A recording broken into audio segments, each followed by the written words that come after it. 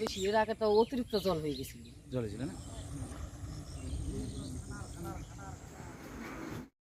নমস্কার প্রিয় দর্শক, আপনারা দেখছেন গ্রামীণ সমাচার। উত্তরবঙ্গে প্রবল বৃষ্টিপাতের কারণে ক্রমশই হু হু করে জল বাড়ছে তিস্তা নদীতে। তিস্তা নদীর চরে বসবাসকারী চাষিদের জমির উপর দিয়ে এই মুহূর্তে জলস্রোত বয়ে যাচ্ছে, আর স্বাভাবিক কারণে নষ্ট হয়ে যাচ্ছে চাষিদের উৎপাদিত ফসলগুলো। এমনকি এই মুহূর্তে ভেসে যাচ্ছে চাষিদের উৎপাদিত ভুট্টা। এরকমটাই জানালেন তিস্তা নদীর সংলগ্ন এলাকায় বসবাসকারী স্থানীয় বাসিন্দা সুরধনী সরকার। তিনি বলেন, ক্রমশই জল বাড়ছে তিস্তা নদীতে, তবে তিস্তা নদীর চরে আবাদকারী ভুট্টা চাষিদের ভুট্টা এই মুহূর্তে জলের স্রোতে ভেসে যাচ্ছে। তিনি আরও বলেন, বড় ধরনের বন্যা হলে তিস্তা নদীর পার্বতী এলাকার বাসিন্দাদের অনেকটাই সমস্যার মধ্য দিয়ে জীবনযাপন করতে হয়। তিস্তা নদীতে জল বাড়লো, আজকে কি প্রথম বন্যা এলো না এর আগে আসছে? এর আগে আসছে।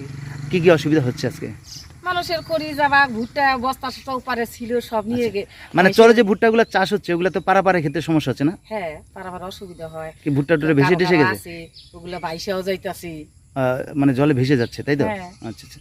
জল কি মনে হয় এই মুহূর্তে আরো বাড়ছে কি? না, বাড়তেছে এখনো বাড়তেছে? হ্যাঁ। আচ্ছা আচ্ছা। মানে স্বাভাবিক মানে জীবনযাপনে একটু অসুবিধা হচ্ছে, তাই তো? ওরকম তো হবেই।